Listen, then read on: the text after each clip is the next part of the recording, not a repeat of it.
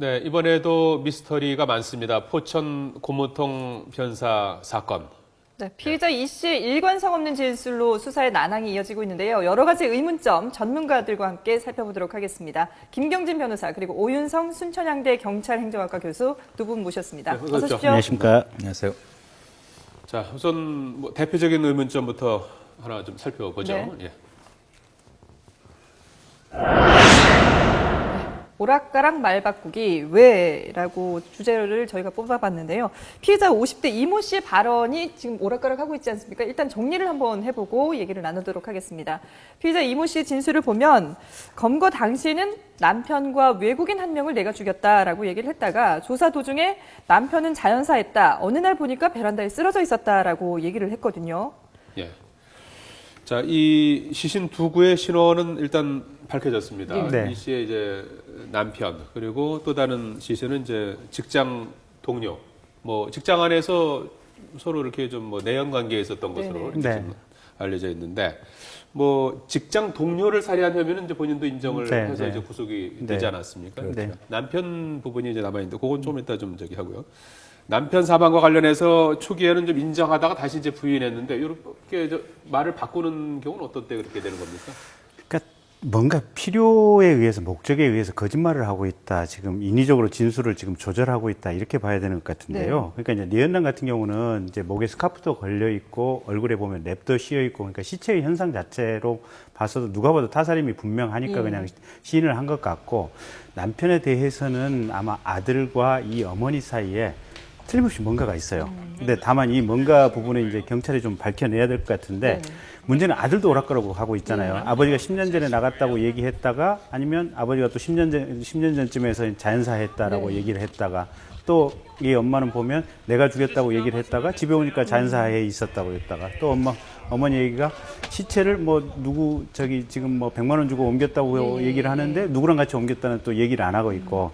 그래서 뭐 어차피 이건 경찰이 지금 밝혀내야 될 부분인데, 최소한 살인에 아들이 관여가 돼 있거나 아니면 나중에 시체를 유기하는 데 있어서라도 아들이 관여가 돼 있다.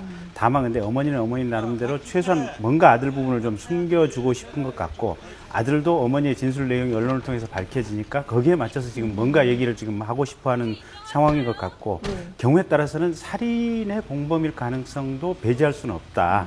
지금 이 정도 상황인 것 같아요. 그래서 숨기고 있는데 구체적으로 어느 정도까지 이 사람들이 관여돼 있고 뭘 부분을 숨기는 것은 결국은 이제 경찰이 밝혀내는 수밖에 없다. 근데 밝혀내기 위해서 지금 이제 어떤 살아있던 이 남편 이 씨의 의료 기록부라든지 뭐 통화 내역이라든지 주변 사람들 뭐 이렇게 얘기라든지 여러 가지를 가서 탐문을 하고 있는데, 경찰도 마뜩하지는 않는 모양이에요. 지금 사망 시기도 정확히 추정은 안 되고, 그렇다 보니까 경찰이 사실 되게 답답하니까 지금 거짓말 탐지기 하겠다. 딱 지금 이 정도 상황인 것 같습니다.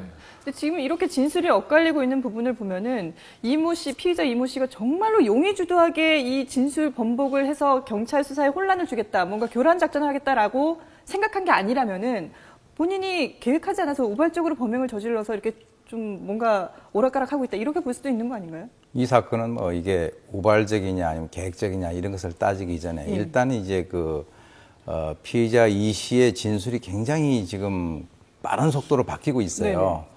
어떻게 보면 이제 본인은 여러 가지 나중에 그 형량을 감소를 한다든가 뭐 이런 것을 계획적으로 고려를 한다면 나름대로 어떤 일관적 진술을 갖다가 견지하든가 이렇게 될 텐데, 이번 같은 경우는 어떤 그 정신적인 뭐 좀 그 공황 상태라고 표현을 했지 않습니까?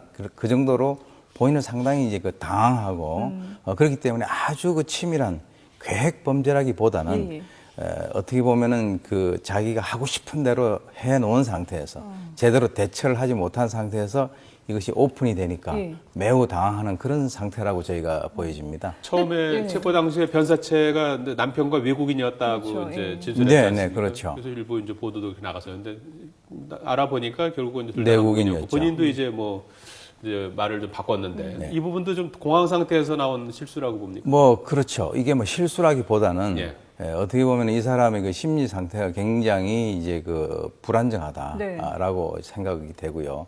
적어도 이제 그 어떤 의미에서는 그 성적 이상 항진 상태, 즉 다시 말해서 일명 그 색정증이라 그러죠. 여성들 같은 경우는 그 님포매니아라 그러는데 과도하게 어떤 그 성적인 것을 추구하는 막 그러한 어떤 이상 심리를 갖고 있는 것이 아닌가. 물론 이것이 반드시 나중에 어떤 뭐 경감 사유라든가 네네. 그런 것과 연결되는 것은 아니지만 적어도 이 사람의 어떤 그 성적 심리는 그런 것으로 저희가 보여집니다. 근데 근데 아무리 경우에 네. 따라서 이게 추가 피해자가 있을 가능성 그렇죠. 더 있을 예. 가능성도 배제할 수 없는 것 같아요. 아니, 어떤 아무리 이게 부분 때문에? 내연남인데 그러니까, 예. 한국 사람과 외국인을 구별 못하는 게 좀 이해가 되지 않아요? 그렇습니다. 그리고 이게 범행이 사실은 첫 범행이 어려운 거지 두 번째부터는 그리 어렵지 않게 갈 수 있거든요.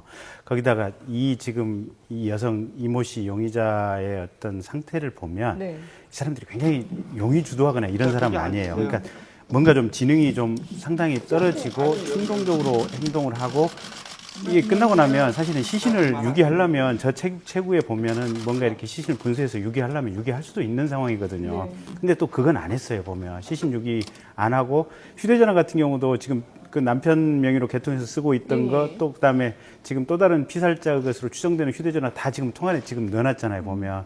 그러니까 증거 인멸도 그렇게 치밀하진 않아요. 치밀하지가 예. 않아요. 그렇기 때문에 이 사람이 그러니까 저는 남편도 이게 죽였다라고 하는 첫 발언이 오히려 지금 이게 신빙성이 있다고 보여지는 게 네.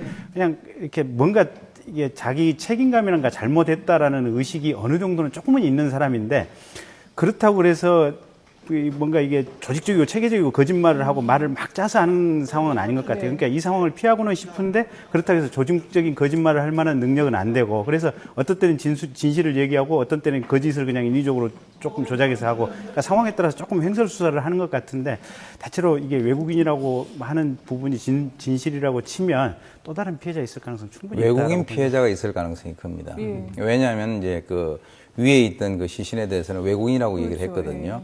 지금 현재 외국인 시신은 발견이 안 됐기 때문에 적어도 그것을 고려한다면 외국인을 포함해서 최소 5명 이상의 남자들이 이 사람을 중심으로 해서 포진을 하고 있다. 이렇게 이제 보여지는 거죠. 예. 5명이라고 보는 근거는 뭐 있어요? 그것은 지금 현재 4명이잖아요. 2명은 이제 살해가 됐고, 예. 또 1명은 그 방글라데시 그 아이의 아버지라고 얘기하고, 네. 또 1명은 스리랑카죠. 예. 그런데 1명을 외국인을 죽였다라고 했거든요. 네. 그러니까 적어도 그 사람을 포함을 하게 된다면 최소한 5명 이상이 주위에 있다. 이렇게 볼 수가 있다는 거죠. 예.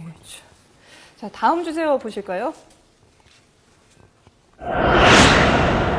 두 아들은 진실을 알고 있나? 뭐 말씀하신 것처럼 피해자 이 씨의 진술도 문제지만 큰아들 이 진술도 엇갈리고 있지 않습니까? 네. 근데 뭐 여러 가지 가능성을 지금 열어두고 경찰이 수사를 하고 있다고 하는데 일단 그 그래픽으로 저희가 정리를 한 내용을 좀 보고 얘기를 나누도록 하겠습니다. 피해자 이 씨의 큰아들 어떤 식으로 이제 얘기를 막 바꿨느냐. 수사 초기에는 아버지가 10여 년 전에 집을 나갔다 그랬는데 수사를 하다 보니 아버지가 10년 전에 자연사했고 이 시신을 어머니와 함께 옮겼다라고 얘기를 했거든요. 뭐 근데 만약에 이 말이 사실이라면은 시신 은닉죄 뭐 이런 사체 유기에 대한 죄도 물을 수 있는 거 아닙니까? 죄를 물을 수 있는데 문제는 이제 10년이라고 하는 시점이죠, 뭐. 그러니까 사실은 피살 시점이 지금 정확하게 국가수 부검을 통해서 이렇게 확정이 된다면 네. 좋은데 이 시점 확정이 안 되면 사실은 시신유기죄 공소시효가 7년밖에 안 되니까 그냥 넘어가 버릴 수도 있거든요. 예. 그래서 이게 경찰 입장에서 검경 수사하는 입장에서 보면 정말로 이게 외통수에 걸려 있는 상황이에요. 근데 저렇게 지금 앞뒤 말이 다르다고 하는 것은 처음에도 지금 아버지가 집을 나갔다는 거 아니겠습니까? 예. 그러니까 찾을 수 없다라는 것을 당연한 전제로 지금 깔고 얘기를 한 거거든요. 그러니까 결국은 범인 이 아들은 뭔가 아버지가 살해됐다는 상황을 처음부터 알고 있었던 것 같아요. 근데 다만 이제 이 통 속에 있는 시신이 아버지라는 것이 언론을 통해서 분명하게 알려지기 전까지는 일단 그냥 아버지 없어졌다라는 정도로 변명을 하다가 저렇게 얘기하니까 지금 말을 좀 바꾼 것이 아닌가. 그래서 큰아들을 분명히 상황을 알고 있는데 네. 지금 아마 인위적으로 얘기를 안 하고 있고 경찰도 이거를 진실을 어떤 강요할 만한 무슨 뭔가 객관적인 수사 기법이 분명하지가 않으니까 사실은 지금 이 수사가 정말 딱 막혀 있다 지금 이렇게 보여집니다. 8살짜리 남자아이도 좀 이 사건에 대해서 뭔가를 알고 있지 않을까요? 오히려 그 8살짜리 아이가 정확하게 알고 있다고 봐야죠. 최소한 아마 느낌의 범행이 짧게는 한 20일 전, 길게는 한 2, 3년 전 아마 이 사이쯤에 범행이 있지 않았을까라고 지금 추정이 되는 상황인데 네. 8살짜리면 그러면 한 5살 때부터는 다 알고 있다고 봐야 되거든요. 예. 이 아이가 아무리 간질이 있고 조금은 좀 어떤 지능이 좀 부족하다고 하더라도 네. 있는 상황을 다 알고 있다고 봐야 되는데 문제는 이게 이제 경찰이 이 아이를 상대로 그렇게 이제 세밀한 조사를 하는 것이 과연 타당한지 이제 이런 어떤 철학적인 문제가 제기될 수가 있는데 네. 결국 수사가 더 이상 할 방법이 없다면 아이라도 조사를 하는 수밖에 없죠. 아마 이제 이 아이 같은 경우는 이제 그 6세 이전까지 인지 발달이 이제 이루어지는데 지금 여러 가지 그 사항을 저희가 고려를 해 본다면 어머니와의 그 상호작용이 거의 없었다라고 하는 거죠. 예. 그래서 이제 그 어떤 그 언어적인 측면에서 좀 문제가 있지 않겠는가. 방금 말씀하셨듯이 뭐 본인이 알고는 있지만 그것을 과연 어떻게 표현을 하고 수사기관에서 그것을 어떤 식으로 그 증거로 받아들이느냐 하는 그런 문제가 좀 장애가 될 수가 있겠죠. 예. 그럼 이런 8살짜리 아이가 좀 온전치 못한 그런 증언들이라든지 아니면 또 이모 씨하고 이모 씨 큰아들에 대해서 거짓말 탐지기 조사도 하잖아요. 네. 이런 것들이 증거로 효력을 발휘하는 건 어느 정도 되나요? 일단 이제 이 두 사람이 횡설수설을 하기 때문에 예. 그 이 거짓말 탐지기라고 하는 그 어떤 그 장비를 동원해서 그 사람의 이제 거짓말 탐지기라는 것 자체가 맥박이라든지 호흡이라든가 어떤 그 생리적 반응을 중심으로 해서 그 사람이 거짓말 하느냐 안 하느냐를 판별을 하는 것인데 실제로 이것이 어떤 그 수사 방향을 설정하는데 뭐 지금 통계에 의하면 한 90% 정도는 어느 정도 이제 맞아 떨어진다라고 합니다. 예. 그러나 이제 그 법정에서 완전히 100% 증거 능력을 인정을 하지 않는 그러한 그 한계점이 있기 때문에 아마 수사의 그 보조 수단으로서 활용을 할 수 있는 그런 가능성이 크다고 봅니다. 자, 또 다른 의문점을 하나 보겠습니다. 죽은 지 10년, 지문이 남아있다. 뭐 지금 이 씨하고 큰아들이 아버지가 10년 전에 죽었다라고 얘기를 했는데 지문은 나온단 말이죠. 네. 이건 또 어떻게 봐야 됩니까? 글쎄 그 10년이라고 하는 시점이 일단 거짓말로 봐야죠. 그러니까 뭐 이 법의학 전문가들 얘기를 빌어보면 물론 10년 된 시신에서 지문이 나오는 것이 불가능한 것은 아니다. 예. 근데 다만 실제로 그런 사례를 본 적은 없다라는 것이 이제 법의학 전문가들의 얘기거든요. 예, 예. 그러니까 그만큼 지금 희귀한 사례이기 때문에 실제로 가능성은 전혀 없다고 봐야 되고요. 이 모자가 얘기한 대로 10년 전에 자연사한 사람을 집으로 옮길 때 이사하면서까지 그 시신을 옮기고 다녔다. 그러면 이 냄새들을 어떻게 지금 감당을 했다는 것인지 주변에 이렇게 뭐 홀로 남은 어떤 홀로 된 공간도 아닌데 그래서 이 시점에 관해서는 분명히 거짓말이고 결국은 지금 타살 가능성이 굉장히 높다라고 봐야 되고요. 그래서 이제 이 시점에 관해서 이제 수사가 꽉 막히니까 아까 거짓말 탐지기 조사를 통해서 수사를 어느 방향으로 좀 가야 객관적인 자료를 좀 잡을 수 있을지 이 방향을 잡기 위해서 지금 이런 수사를 하고 있는 것 같습니다. 예. 상식적으로 뭐 장례 자연사했다고 그러면 10년 전에 뭐 자연스럽게 뭐 장례 치르고 했으면 되는 건데. 사망신고도 그렇죠? 하고요. 그렇죠. 그런 거 하지 않고 10년 전에 자연사했다고 하는 주장을 뭐 믿어야 되는 겁니까? 사실 이 사건 자체가 이제 굉장히 엽기적이고 예. 또는 주목을 받는 이유가 일반적인 그 상식 선상에서 전혀 이루어지지 않고 있다라고 하는 점이죠.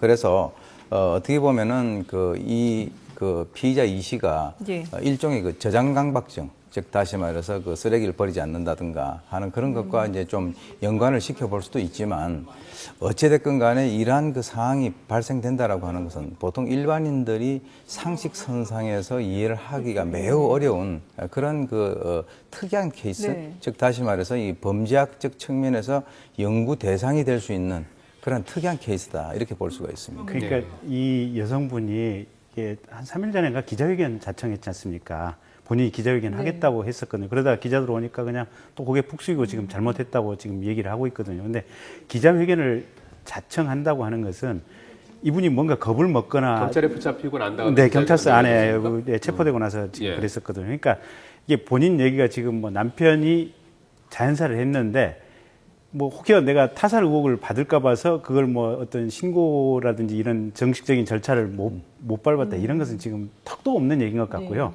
어떤 상황인지는 모르겠지만 타살은 분명한 것 같아요. 근데 이 타살의 방식도 지금 그 내연남 이모 씨가 죽인 것처럼 이렇게 질식사 똑같은 어떤 범죄 수법에 의한 사망일 가능성이 크고 예. 그리고 최소한 이 시신을 유기하는 데 있어서 아들이 관여돼 있을 가능성이 굉장히 높다. 경우에 따라서는 살인 부분에 대해서도 가능성이 배제할 수가 없다. 근데 다만 어쨌든 엄마 입장에서 보면 뭔가 아들 이 시신 유기 부분이나 최소한 그 부분이라도 관련이 되어 있는 숨겨주고 싶은 어떤 생각이 있고 이 부분만은 이게 외부로 조금 진실을 얘기하는 것이 굉장히 두려운 상황이다. 아마 그런 상황 속에서 범죄가 이루어졌다 저는 그렇게 추정하고 있습니다. 앞서도 잠깐 말씀을 하셨지만 이 남편의 휴대전화가 6월 4일까지는 사용한 기록이 있잖아요. 네, 네. 이 부분도 참 의문이지 않습니까? 근데 아마 그 부분은 지금 경찰이 확인을 했는데 네. 남편의 주민등록증을 이 여자분이 가지고 가서 개통을 했다 그래요. 그러니까 남편이 직접 개통하지 아, 예, 않았을 예, 네, 가능성이 예. 더 큰 거군요. 그러니까 이 여성분이 이제 자기 말대로 한다면 남편 죽은 상태에서 자기가 남편 명의로 휴대전화 개통했다. 네. 그러니까 그것도 사실은 보면 이렇게 정말 통 큰 행동들이잖아요. 그러니까 네. 앞뒤가 안 맞는 거예요. 그러니까 정상적인 자연사를 했다는 것 자체는 이게 이제 거짓인데 문제는 그거를 경찰이 어떻게 밝혀내느냐, 누가 죽였고 어떤 과정으로 죽였느냐 이 부분이 경찰한테 주어진 숙제인 것 같습니다. 네. 자, 마지막 의문점 하나 더 보시겠습니다. 예, 바로 이제 공범 여부인데요. 네. 이 피의자 말을 곧이곧대로 믿는다 하더라도 과연 150cm 키의 이모 씨가 남성을 살해하는 게 가능할지 의문이 남는 대목 아니겠습니까? 네, 네. 근데 살해는 충분히 가능한 것 같아요. 네. 그러니까 아마 이 지금 내연남 같은 경우도 조금 술을 먹여서 그러니까 약에 좀 취한 상태에서 그다음에 이렇게 스카플로 목을 조르고 이렇게 냅을 씌웠다 그러니까 네. 그래서 또 이 여성분 팔 굵기라든지 이런 것 사진에서 보시면 어떤 완력이라든지 이런 것들이 본인이 대단히 강했다는 것 같아요. 그래서 근데 몸집이 조금 왜소한 여성들도 사실은 남성들 술에 취하게 한다든지 어떤 약물 중독으로 유도한 다음에 살해하는 건 그렇지 않은 어렵지 않은 일이니까요. 예. 살해 자체는 가능한데 문제는 이제 시신 두구를 이런 식으로 한다든지 이런 부분이 조금 이제 좀 뭔가 거기에 대한 공범은 최소한 있는 것이 아니냐 그렇게 추정되는 부분이죠. 100만 원을 주고 뭐 시신을 옮겼다라는 얘기도 있으니까 공범이 있을 가능성이 크죠. 일단 본인 스스로가 공범이 있다라고 하는 것을 발설한 것이죠. 100만 원을 줘서 예. 옮겼다. 그것은 이제 본인 스스로가 인정을 한 사실이고, 물론 이제 그 누구와 옮겼는가, 그 이유가 뭔가 언제 했는가 하는 이런 것에 대해서는 정확한 그 진술을 하고 있지 않기 때문에 그것은 이제 수사기관에서 추가적으로 이제 밝혀야 될 그런 몫이긴 합니다만, 일단 그 피의자 이 씨의 그 진술대로라면 일단 그 제3의 인물이 자기가 범행을 하는 데 있어서 옆에서 조력을 했다라고 하는 명백한 증거를 본인 스스로가 제시를 한 것이라고 보는 것이죠. 예. 자, 뭐 기왕에 모신 김에 양회정 씨 얘기 좀 네, 네. 간단히 좀 짚고 넘어가도록 하겠습니다. 예, 주제와 잠깐 보시겠습니다.